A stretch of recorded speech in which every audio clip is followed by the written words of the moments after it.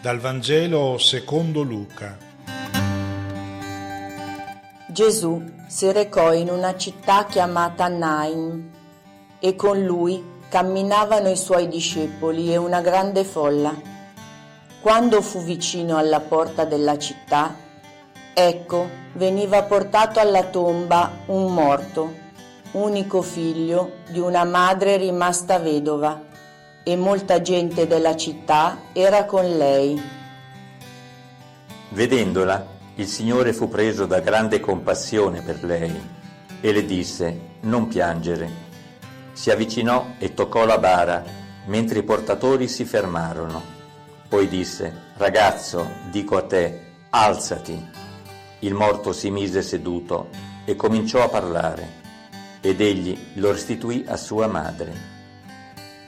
Tutti furono presi da timore e glorificavano Dio dicendo: «Un grande profeta è sorto tra noi e Dio ha visitato il suo popolo».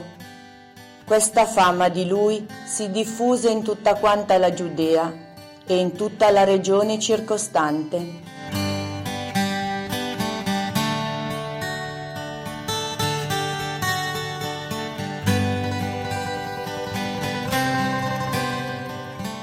Una buona domenica a tutti. Nei Vangeli noi abbiamo 3 racconti che sono indicati come risurrezioni operate da Gesù.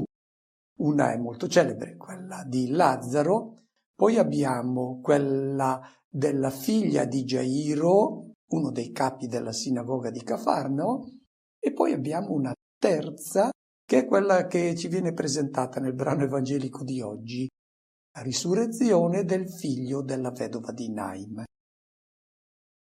Ci chiediamo, ma si è trattato proprio di risurrezione, una persona morta,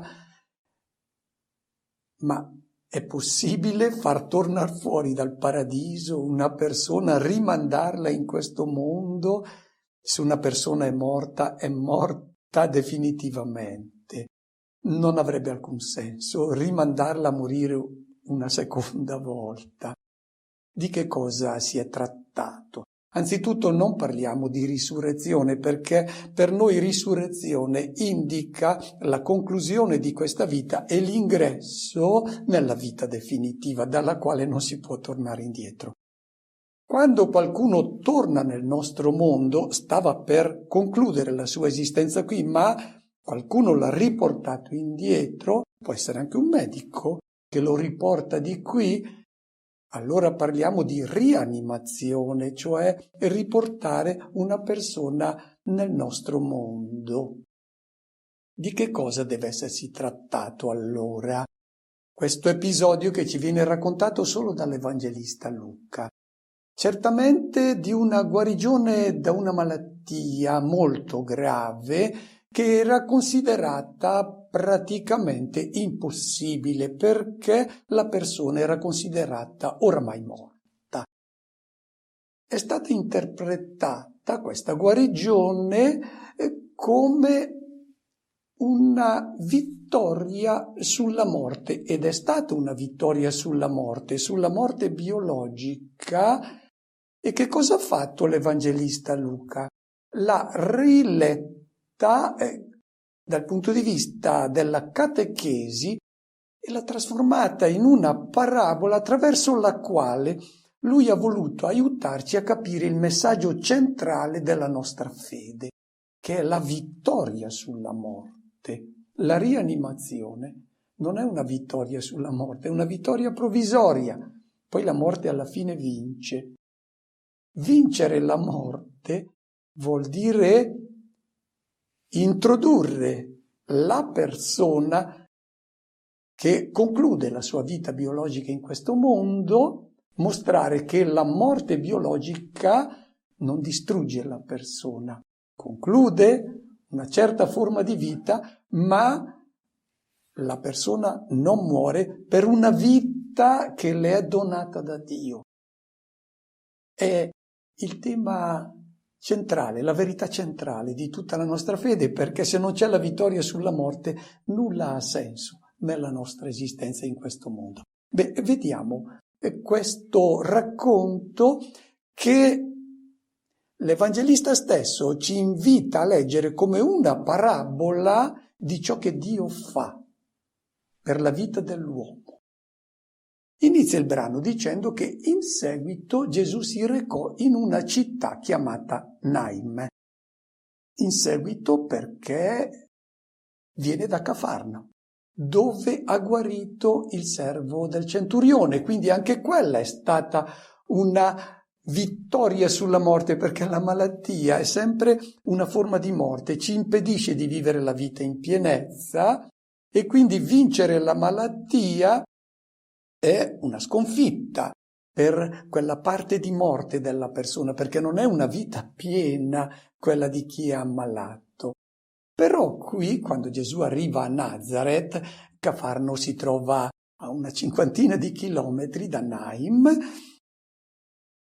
Quando arriva a Naim c'è una situazione ancora molto più grave. Vediamo anzitutto di ambientare il luogo dove questo episodio è accaduto. Sullo sfondo, alle mie spalle adesso, vi viene presentata un'immagine del luogo. Anzitutto alle mie spalle proprio vedete una collina molto famosa, è Givat Amorè. Givat Amorè in ebraico significa la collina del maestro, forse in riferimento a un maestro molto famoso vissuto nell'antichità in questo luogo. Naim non sorge su questo versante sud della collina di Givat Amorè, ma nella parte nord di questa collina, poi ve lo faccio vedere, e notate come indichiamo alcuni luoghi che ci possono interessare. Vedete Nazareth che si trova sulle montagne, all'inizio delle montagne della Bassa Galilea. Quando inizia la Bassa Galilea, Nazareth è proprio su quella montagna. E poi vedete anche molto bene il Tabor, quella montagna stupenda, che è al centro della pianura di Esdrelon. E la pianura di Esdrelon si estende fra quella collina di Givat Amorè, che si trova alle mie spalle, e poi le montagne della Bassa Galilea, una pianura molto fertile. Cafarno si trova a oriente e è da là che Gesù viene e arriva a Naim. Naim si trova nel versante nord della collina di Givat Amorè. Adesso lo vediamo. Eccolo. Naim, lo vedete sul versante nord della collina, e vi indico anche dove era il cimitero di questo villaggio del tempo di Gesù.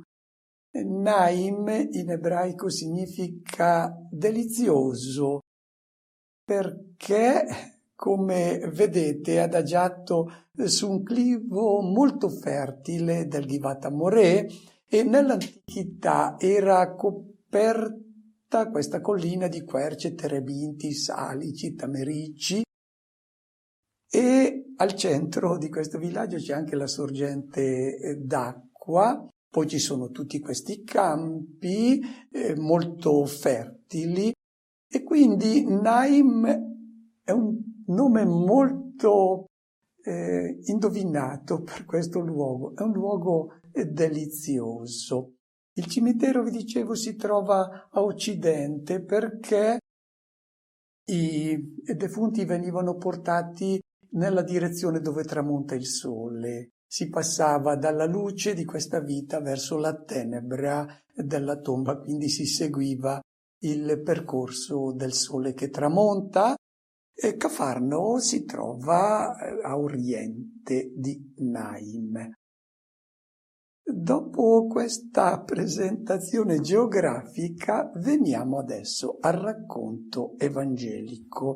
Un'ultima cosa anche che voglio dire riguardo all'archeologia: vi viene indicata adesso una cappella che è stata costruita, quella che vedete del 1881, è stata costruita dai francescani, ma è stata costruita su una cappella molto più antica, sul luogo che era stato indicato come la casa della vedova di Naim.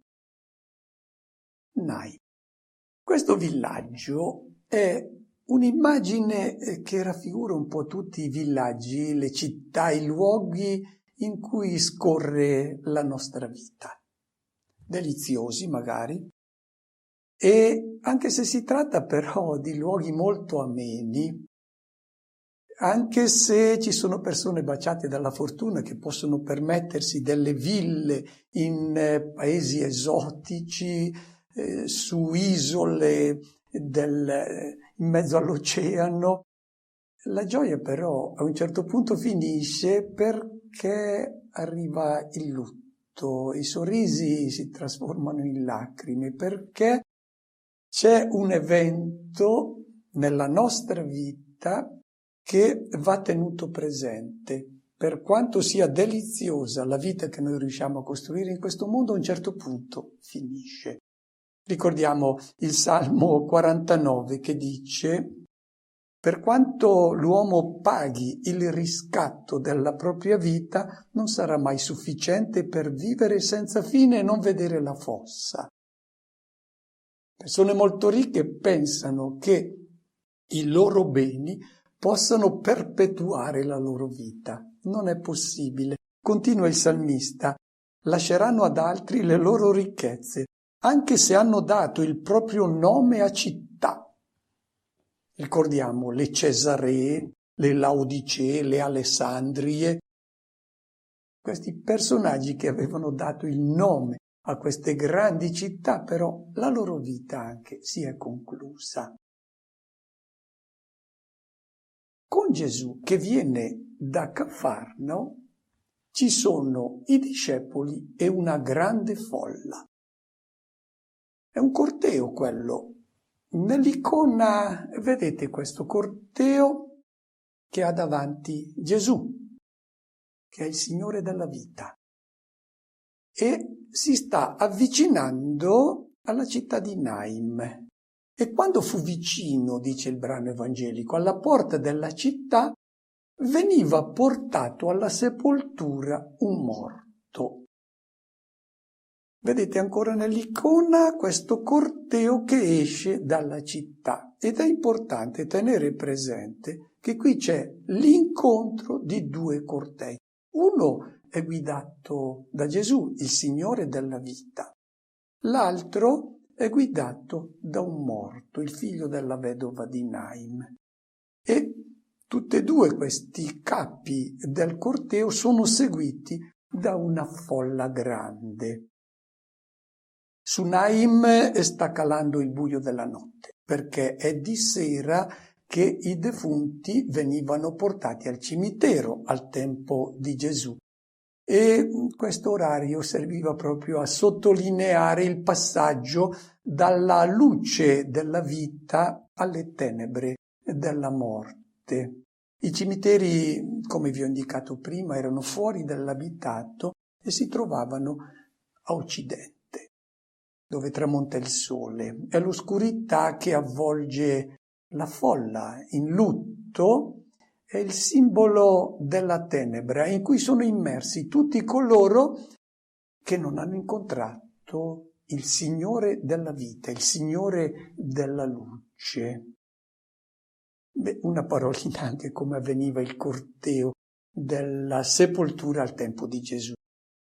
E c'erano davanti i suonatori di flauto, poi c'erano gli uomini a piedi scalzi, con la testa coperta da mantelli, poi veniva il defunto che era posto su un asse coperto da un lenzuolo.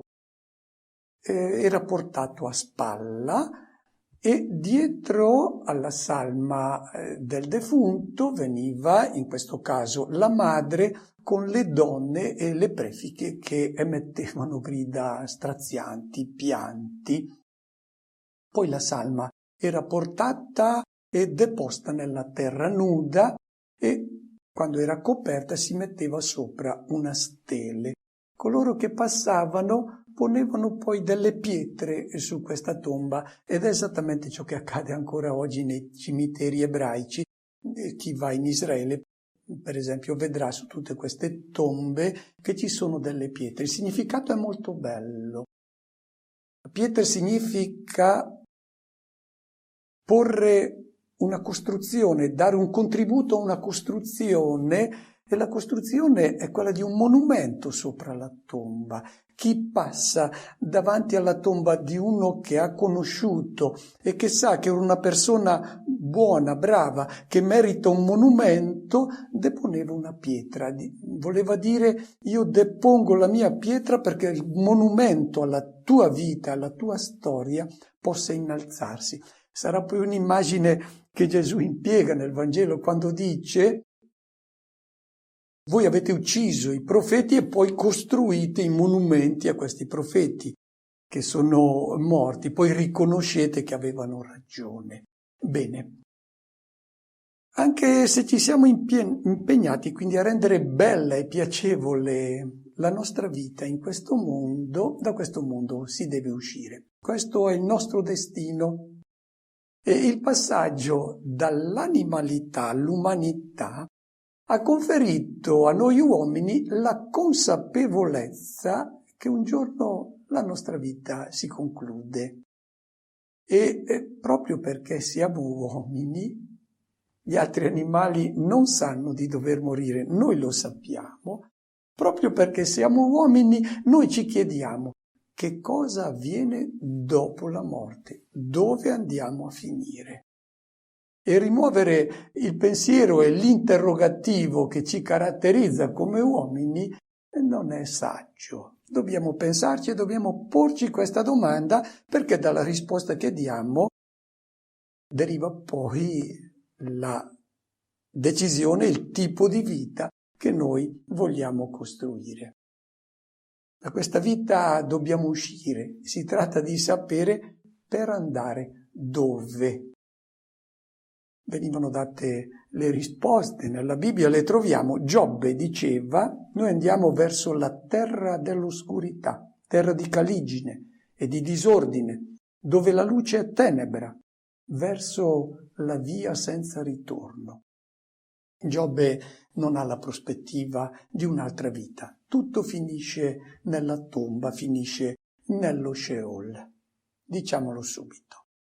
Se non incontriamo il Signore della luce che vince la morte, non con una rianimazione, ma che la vinca davvero, in modo tale che la morte poi non può più ritornare a prendersi la sua preda, allora l'uomo non vede altro destino che il buio di una tomba.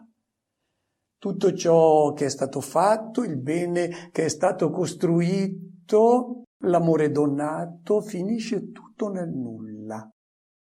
Di fronte alla morte noi ci sentiamo impotenti come uomini, e quando accompagniamo qualcuno, la salma di qualcuno al cimitero, ci stringiamo l'un l'altro, perché siamo uniti dal comune dolore e dal pensiero che un giorno quel corteo passerà a prendere anche noi. In quel corteo c'è il figlio unico di una madre rimasta vedova. Qui viene messa in scena adesso la madre. Non ha nome. Chi è questa madre? È colei che genera una vita biologica, una vita che sicuramente finirà. E per di più questa donna è caratterizzata dal fatto che è vedova e quindi senza sposo, senza speranza di dare vita, non può dare origine ad altra vita che non sia quella biologica e quindi mortale. Questa è la nostra condizione umana, la nostra umanità. La madre è proprio la nostra umanità, che dà origine a una vita biologica che è destinata a finire. Non può dare altra vita se non questa. Molta gente della città era con questa vedova. È una folla che è muta di fronte alla morte, non sa dare risposta a questo mistero. Noi quello che desideremmo, perché noi cerchiamo la vita, sarebbe portare avanti sempre di più questa vita biologica, ma chiediamoci, avrebbe alcun senso portare avanti una vecchiaia interminabile? Ecco, ci troviamo di fronte quindi a un mistero che è davvero insondabile. Vediamo adesso questi due cortei che si incontrano. Direi due cortei che si scontrano, perché ci sono due guide di questi cortei. Uno è il Signore della vita, che è Cristo, l'altro è un morto. Questi due cortei sono nemici, ma non è che sono in un conflitto in questo mondo, come quando Gesù doveva scontrarsi con gli scribi e con i farisei. Non c'è un conflitto di questo tipo, ma sono due schiere che sono nemiche. La vita è nemica della morte. C'è il Signore della vita contro il Signore della morte. Che cosa accade? Il Signore della vita, Gesù, vedendo la donna, si commuove. Anzitutto c'è lo sguardo di Gesù. Il nostro sguardo è prezioso perché quando noi guardiamo una persona o una situazione, quella entra dentro di noi e ci arriva fino al cuore. È importante accogliere il problema attraverso gli occhi. Lo ricordiamo per esempio il Samaritano vide il sacerdote, il levita hanno tirato dritto. Il Samaritano ha lasciato entrare quella situazione attraverso gli occhi. E quando la si lascia entrare attraverso gli occhi, se si è una persona sensibile, quella realtà arriva fino nel nostro intimo. Ecco, Gesù vede quella donna. Gesù è il Figlio di Dio. Vede la condizione dell'umanità che vuole vivere, ma ha soltanto una vita biologica e questa deve finire. Nemmeno Dio può far sì che sia eterna una vita biologica, è fatta per concludersi. Ecco, nello sguardo di Gesù entra questo problema dell'umanità. È l'umanità che non capisce che senso abbia una vita che finisce così. In fondo è l'interrogativo che si pone il Coelet, il quale dice: l'uomo vuole essere appagato, ma non trova nulla che lo appaghi, né la sapienza, né il potere, la gloria, la ricchezza, il prestigio. L'uomo è perennemente insoddisfatto, non c'è alcun valore per cui valga la pena vivere e affaticarsi sotto il sole. Tutto è vanità. E aveva ragione il Coelet, perché se non c'è una risposta a questo interrogativo del bisogno di vita che l'uomo ha, se non c'è una risposta, allora è tutto inutile, tutto è vanità. Entra in scena adesso il Signore. Quando l'Evangelista Luca impiega questo termine per indicare la persona di Gesù, si riferisce al risorto, a colui che ha vinto la morte. E Gesù non è uno dei tanti profeti che hanno parlato e agito in nome di Dio. È Dio stesso che è venuto in mezzo a noi proprio per dare una risposta a questo interrogativo, perché se non si risponde a questo interrogativo non ha più senso nulla. Vede quindi Dio la nostra condizione, è venuto in mezzo a noi e l'ha vista, questa situazione di sofferenza, questo interrogativo, e fu preso da grande commozione, da grande compassione. Il verbo è splanchnizomai, e ricorre soltanto 12 volte nel Nuovo Testamento ed è sempre riferito a Dio o a Gesù. È proprio la commozione profonda. Dicevo prima che quando si vede una realtà di sofferenza, questo sguardo porta poi il problema al cuore e il cuore di Dio sente compassione.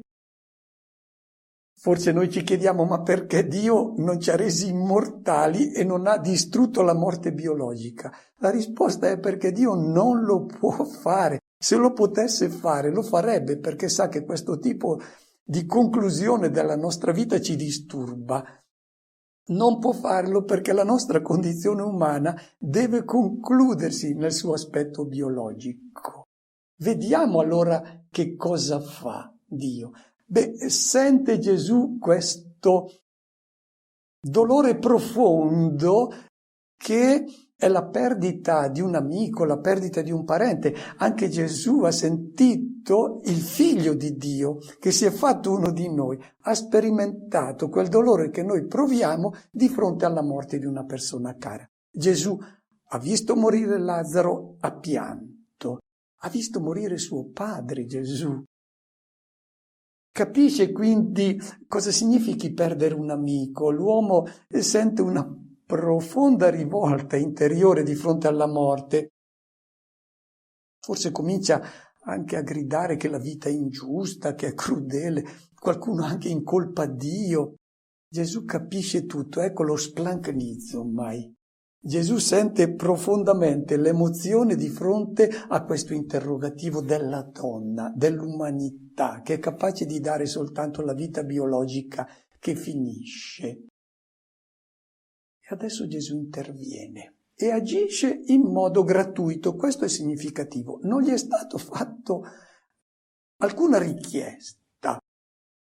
Il suo intervento è incondizionato perché l'uomo non può chiedere una cosa che non può neanche capire. Deve essere un dono che viene direttamente da Dio.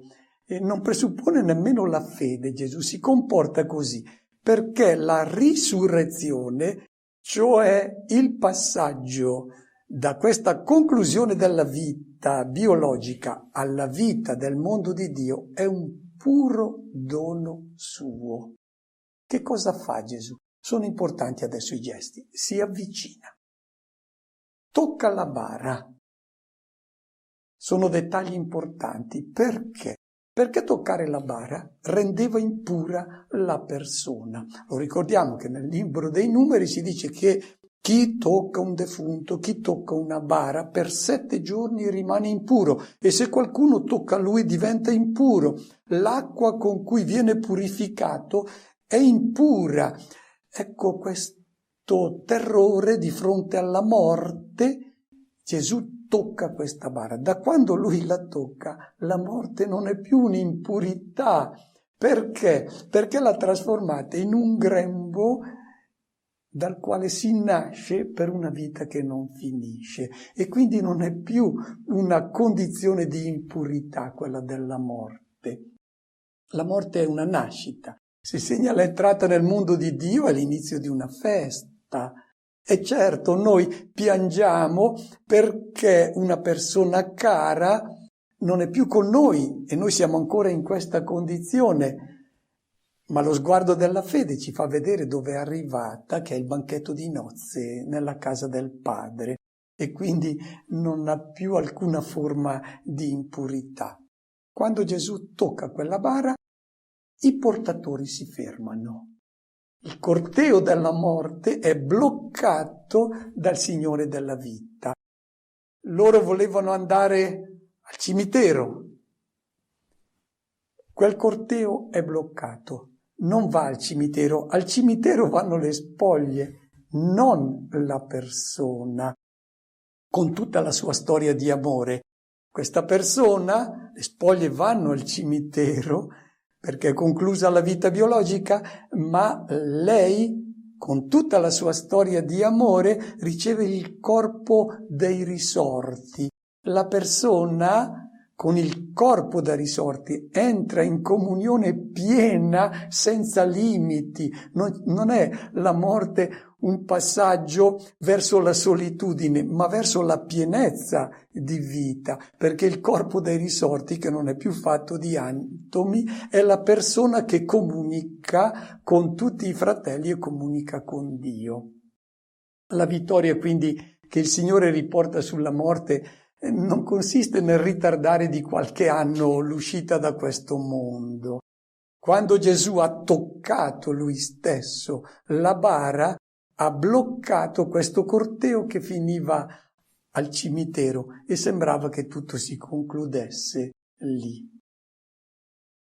Il ragazzo adesso che cosa fa? Gesù gli dice: ragazzo, dico a te, risorgi. E il morto si mise seduto. E ci sono due segni di questa vittoria sulla morte. Ho detto all'inizio che questo episodio di guarigione operato da Gesù è stato riletto come una parabola dall'Evangelista per farci comprendere in che consiste la vittoria sulla nostra morte operata da Gesù. Il morto risorge e si siede. Questa immagine del sedersi su quel tavolo sul quale era stato deposto indica che ha vinto la morte. Lui era adagiato sulla bara, avvolto nel lenzuolo. Adesso questi legacci della morte sono spezzati e lui assume la posizione del vincitore che noi vediamo prendere l'angelo nel giorno di Pasqua, il mattino di Pasqua, quando fa rotolare la pietra e si siede sopra, il gesto proprio del vincitore. E poi comincia a parlare, a comunicare. La morte non è che ci priva della comunicazione e ci butta nella solitudine, ma ci spalanca alla comunicazione piena dell'amore. È quindi l'opposto di quello che è ritenuta la morte come luogo di solitudine estrema, di impossibilità di comunicazione. La risurrezione, l'ingresso nel mondo di Dio è esattamente l'opposto. La persona quindi non va al cimitero, vanno le spoglie al cimitero. La persona col corpo da risorti entra in questa condizione di vita piena e viene riconsegnato alla madre. Ecco, Gesù riconsegna all'umanità il figlio di questa umanità, ma non più solo con la vita biologica che è data da questa madre, ma con una vita nuova che è donata da Dio. Non ha più adesso questo figlio la vita che le aveva dato lei, ma una nuova vita, quella che è data all'umanità dal risorto. L'umanità adesso non genera più vittime sacrificali al mostro che è la morte, ma genera dei viventi non per la forza della vita biologica, ma per la vita donata da Dio, che è la vita dell'eterno. Certe volte quando parlo con non credenti, che naturalmente rispetto e amo, ma la domanda che io pongo al non credente, a colui che non crede nell'incontro con il Signore della vita, ma si ferma a questa vita data dall'umanità, una vita biologica che è destinata al cimitero. Io chiedo a queste persone: perché mettete al mondo dei figli? Se hanno il destino di essere consegnati al mondo della tenebra, proviamo a chiederci se è un destino al quale dobbiamo consegnare qualche nuova vittima a questo mostro che è la morte. Se invece siamo dei credenti, sappiamo che l'umanità ha incontrato il Signore della vita.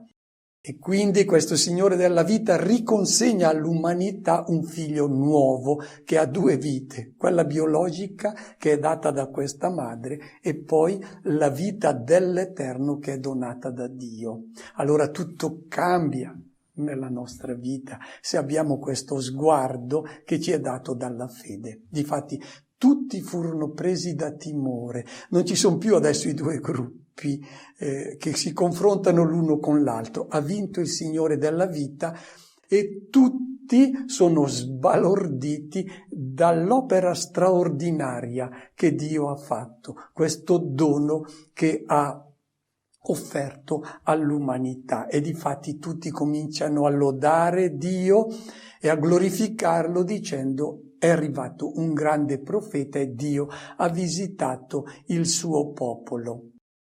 E questa notizia poi si diffonde, e questo è un invito che l'Evangelista fa rivolto a noi.